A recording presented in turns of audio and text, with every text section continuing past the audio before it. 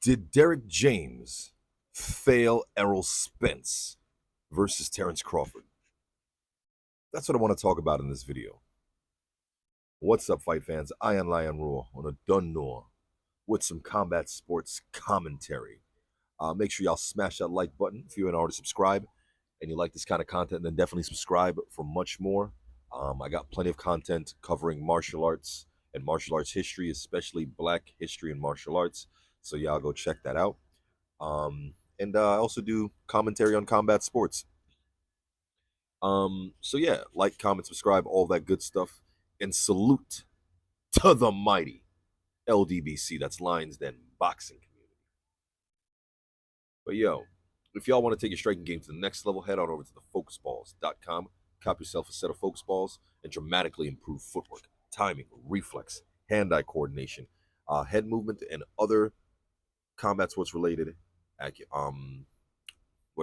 skills. Other combat sports related skills. Now, let's get into it.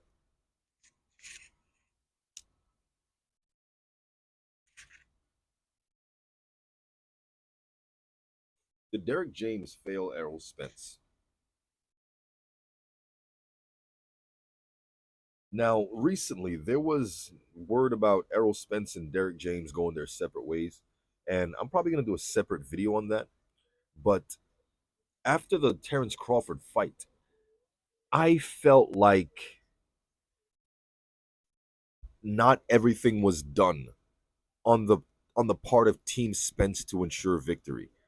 Um, of course, there's a lot of things that happen behind the scenes that people aren't privy to, including myself. I've heard some rumblings and whatnot, but while I believe Derrick James is a phenomenal trainer and he was my trainer of the year, last year or 2 years ago, when Black gave him the award, I voted on that. I think Derrick James is a phenomenal trainer, and had Errol Spence won, you probably wouldn't be asking this question. But the reason I'm asking if y'all think Derrick James failed Errol Spence is because when you look at how Terrence Crawford prepared for this fight, he left no stones unturned. And I'm a firm believer that Terrence Crawford cheated in this fight. But Team Crawford, Bomac, honestly, Bomac is probably a better trainer than Derrick James. Bomac is probably a more intelligent and consummate trainer than Derrick James. And that's not saying that Derrick James isn't. But here's my thing. I want y'all to understand what I'm saying here. There are things that happen, and there was some thought process on the side of Team Spence that the trainer should have mitigated. And there are things, and there was no stone left unturned on the part of Team Crawford. Let me break it down. The first sign of trouble that I saw with Derrick James and Errol Spence was when, I believe it might have been Champside or somebody, asked Derrick James about Terrence Crawford being a switch hitter. They said, hey, Terrence Crawford can switch stance and fight southpaw as well as orthodox. Do you think that's going to be a problem? Because he can just adjust in the middle of the fight. And I remember when I clicked on the video, I was expecting a witty response from Derrick James. I thought he was going to break it down intelligently and explain why Crawford being able to switch stance is not that big of an advantage. But he just clowned him. And as a boxing connoisseur, I was disappointed. I'm like, this is the guy we chose for trainer of the year. Derrick James's response when asked if Crawford's switch hitting ability was a factor, he didn't put together a coherent and intelligent response. He just said, man, what you talking about? Man, anybody care about that? Man, that's some new shit. You see that right there? That's some new shit. Man, you think that don't mean nothing? He said something like that. And I'm not mocking the dude. I do respect the man, and I do believe he deserves trainer of the year. I'm just saying, in this instance, I believe arrogance might have taken over. In that, I was actually upset with that response because I personally believe that every boxer, first off, this stance shit is nonsense. In boxing, oh, I fight orthodox. Oh, I'm a southpaw. As a boxer, you should be practicing both. First off, a lot of boxing lacks like a unified or a codified structure of teaching. There's no belts and there's no ranking system in boxing. It's just you know what you know, and people will show you this. And when you show your coach what you know, they'll adjust this and adjust that and teach you this if you don't know it. I codify my boxing system to have levels. Like you need to learn this before you can learn this, and this leads into this, right? And I believe that once you learn the basic system on one side, you need to switch your stance and learn to do it in the other stance. What kind of professional world champion boxer can't can't switch stance? Oh, he switched stance on me. I can't fight him anymore. Switch your stance. You don't know how to punch with the other hand? What? What? So Derrick James ridiculing Crawford's ability to switch hit didn't sit well with me because it said to me that he's underestimating Crawford's ability and his technical ability and his ability to adjust. It tells me that you're not going to adjust. Now, my thing is, big fan of Black Fight Fan, but my fighting style, the way I box, is more of an outboxer, counterpuncher kind of guy. I've never been the seek and destroy. They call it the Texas style, where there's no real flair to them. They just walk forward and punch you and go for a lot of body work and stuff like that. Man, anybody with a brain knows that Errol Spence was going to go in there and hit Crawford to the body. That's why the first punch Errol Spence threw to the body, Crawford countered it with a straight to the head. This tells me, like, first off, Errol's a great boxer, but I'm not. Where's the new wrinkle? Because the key to stopping what when Crawford had dropped Errol, if Errol had used a cross arm defense when he threw the shot to the body, he would have absorbed that punch.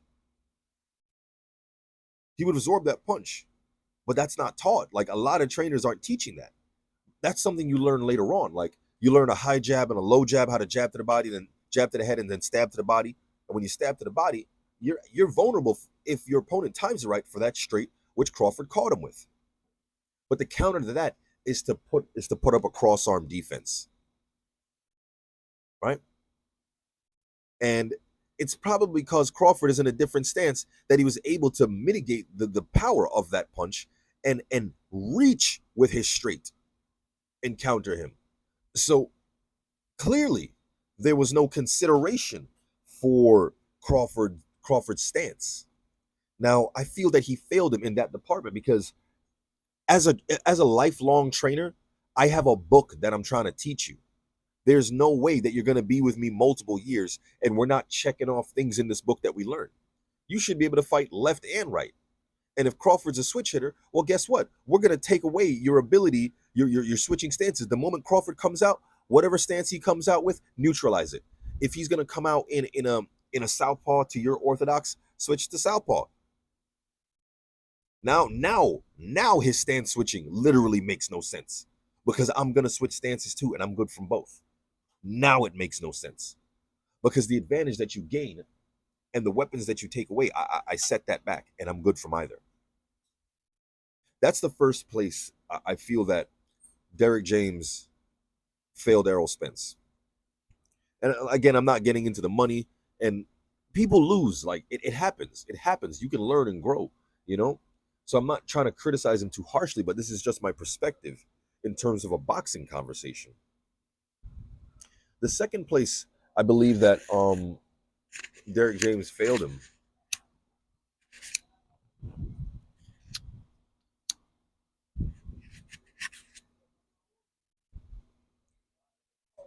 Derrick James, at the end of the fight, was squeezing Crawford's glove to check if there was padding in his glove. First and foremost, I know there was no padding in Crawford's glove. I can see that there's no. I have pictures to prove it. The way Crawford was hitting, it looked like he was hitting with skin gloves. It looked like he was hitting with stack wrap and skin gloves, which he was. We saw it on camera that Crawford was stacking his raps, right?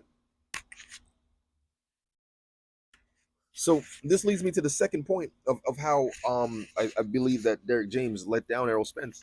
And again, it's not all his fault. A lot of it is Spence's fault and his stubbornness. But just focusing on the topic, I believe he let him down in that the week just before Spence versus Crawford, it was Inoue versus Cool Boy Steph. And his trainer was like, look, we seen how Inoue wraps his hands. We're not letting that shit fly. If you're not gonna if you're gonna put tape on skin first, this is not happening. We will not fight. Threatening to not fight. Everybody saw the controversy of the hand wraps, and it was revealed to the world that, hey, if you put tape on skin first, it hardens and has like a cast-like feel. If you put tape, gauze, tape, it's heavier. It gives you a heavier hand, and it's more damaging than gauze tape. First off, gauze is supposed to protect your hand, and then tape is supposed to keep the gauze down. Why are you taping your skin then putting gauze over it? They're trying to make their punches more damaging. So that controversy just happened. So why weren't you, as the coach, saying, hey, Errol, we got to make sure that Bud isn't doing that? Where was the guy on Team Spence that went into the locker room? Because here's my thing.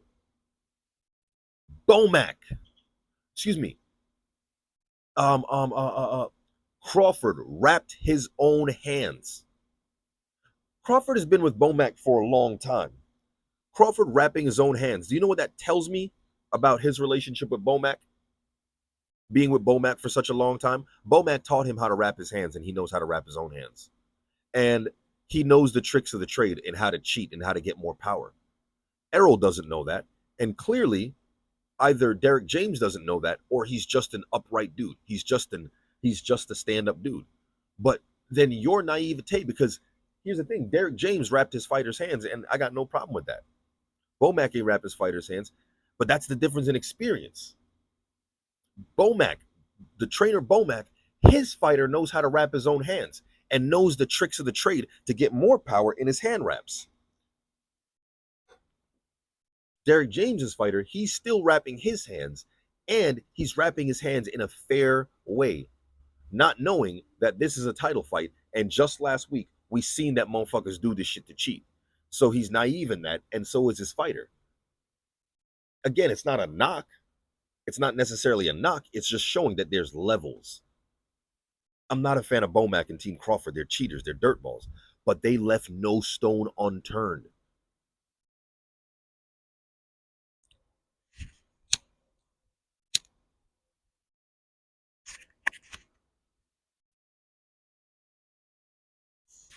Now,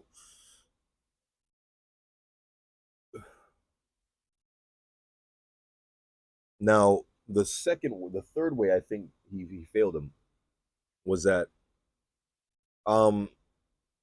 he's an upright guy. You can't blame him for not cheating. But he suspected when he felt Crawford's glove at the end of the fight,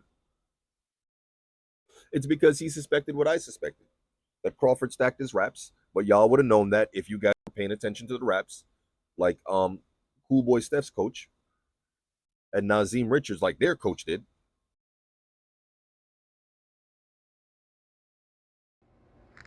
All I'm saying is Derrick James took on added responsibilities leading up to this fight. In Errol Spence's biggest fight, arguably the attention that Derrick James was getting recently. When AJ flew over to America, he tried out all those other trainers, and then he came to Derrick James, and then Ryan went through his trainers and then came to Derrick James. Derrick James was just anointed trainer of the year by the LDBC, and rightfully so. But when you start getting that level of attention, it starts to go to your head, Not saying that it necessarily did. I don't know if it did. I don't know the man personally. But the newfound celebrity status definitely might have made him turn his nose up a bit and feel a certain way, And definitely his new status afforded him the attention of other boxers with money who want to train with him. So he took on new fighters. At the height of Errol Spence's career, he took on new fighters. So he's definitely not giving Errol Spence the same kind of attention that he was giving him before he had Ryan and before he had AJ. And personally, I think a trainer should be able to have a stable of fighters, and that should be just fine. And they can give who special attention that they need. Ultimately, it should be a system, and you can have trainers under you that are running that system when you're running an entire camp. Or you just schedule it right. Like, I'm training with this guy at this time, I'm training with that guy at that time. But you need time to also reflect on the program that you've given them, right? So, with that in mind, when I train a person, when I have too much clients, when I worked for like LA, that was like the fast food of fitness. But I had so many clients that it just became ridiculous to keep an accurate, like, detailed thing of every client, because some people were in and out, and then you had your mainstays, the people who were really investing their time and energy and showing up for their sessions. Those are the ones that you give the extra time to, and when you're not training them, you start writing down stuff for them, you're thinking about them and things like that, but in my personal opinion, I believe, not irreconcilably, but there was some missteps, and I believe there's missteps on the part of a lot more than just Derrick James. But the focus of this video is, did Derrick James fail Errol Spence in this fight? Because people are entitled to have bad days or shortcomings. People, it's okay. I'm not knocking the man. I'm not saying he's not a good trainer. I'm not saying take back anything. I'm saying in this particular one, he may have not gone about it he didn't check all the boxes in this fight. And I'm not saying that wholly cost Errol Spence the fight, but it definitely contributed to it. And here are the ways, in case you want a quick rundown. The ways that I feel that he did not live up to the best for Errol Spence in this fight is he took on other people. At this point, I think he should have waited, let AJ and them dudes wait till after Spence versus Crawford, right? Because his attention is now divided. And maybe that's why Spence doesn't really want to pay him the same amount of money. He's just like, yeah, I had you. Yeah, I mean, arguably so. Arguably so. I don't know the man's money. I don't really care about such things. But if you look at it before, when Errol Spence was giving him X amount of money or a certain amount of agreement, he didn't have as many people. He didn't have an Anthony Joshua to tend to. He didn't have a Ryan Garcia. These guys are actually problems in boxing. It's head cases that need attention. So when Errol Spence was agreed to pay him X amount, the man was making less money and had more time to devote to Errol. You get what I'm saying? So maybe Spence feels like, hey, you didn't really give me the kind of attention and check all the boxes for this fight. And arguably, if he just said, you know what, I'm not taking on any new clientele, yeah, he would lose money on those new fighters coming in, but he would have been able to give Errol that 100% of attention. And maybe Errol wouldn't feel like, hey, I don't feel like paying you that same kind of money. But that's not up to me to speculate. It's none of my business. But I do feel that Derrick James, number one, taking on more people and bringing that influence into the camp at that time probably wasn't the best time. Maybe the camp went a certain way that they could have avoided it, but I feel like taking it on at that time was not the best time, right? That's number one. Number two, he underestimated Crawford. He underestimated the switching stance, and he underestimated Crawford overall. And I believe that translated into how Errol Spence was thinking. Underestimate, underprepare. Even if Errol was a consummate trainer, underestimating him is probably why Errol thought he can go in there with the injuries that he went in there with. So I don't feel that he helped his fighter prepare for this mentally by undermining the threat of Bud and the switch hitting. I feel that was a great disservice. And I called it out when he first said it. But there's room for growth and change. There's room for forgiveness. But that's the second way. And the third way is that with the raps, he should have been on point and caught that. Even though he was rapping Errol's rap, you weren't privy to rapping like that. You're just a good-hearted dude. But look, other teams caught it. You guys were that comfortable and lax. You're the head coach, bro. You guys were that comfortable and lax, and you let that shit happen on your watch. And then the gloves in the ring. And then overall, tactically. So I just think that this one was a bad one, and I've been meaning to talk about it for a while. So the split happening made me, I didn't want to say anything about it, but when the split happened, I'm like, all right, well, I guess we can talk about it. Because but even then, I don't feel that even if you fail this one, it's not necessarily a reason to leave. You just gotta fix it, You just gotta make sure you don't you gotta learn from your mistakes and overcome that. So I hope they can get back together, but I hope they, or whoever Errol ends up training with, they focus on obviously his strength and conditioning, but also his outboxing and not just that come forward Texas style, so to speak. But yo, Iron Lion Roll, and I don't know, smash that like button, leave your thoughts in the comment section, and subscribe if you ain't already subscribed, and stay tuned for more. Let me know what y'all think. Peace. Get ready to take your striking game to the next level with the Focus Ball. Dramatically improved footwork, timing, head movement, hand-eye coordination, reflex, and overall fight IQ. It's lightweight and extremely portable, so you can train every time, everywhere. When you don't have a coach to do mitt work, get a Focus Ball. When you don't have a heavy bag to hit, get a Focus Ball. When you don't have a sparring partner, get yourself a Focus Ball. And when you just want to have fun punching and kicking, get a Focus Ball. When you train with the Focus Ball, you train your eyes and your brain to read punches so that you can hit and not get hit, making this very simple device a must-have for all combat sports athletes and enthusiasts alike. So if you want to take your striking game to the next level, don't wait. Get the Focus Ball now.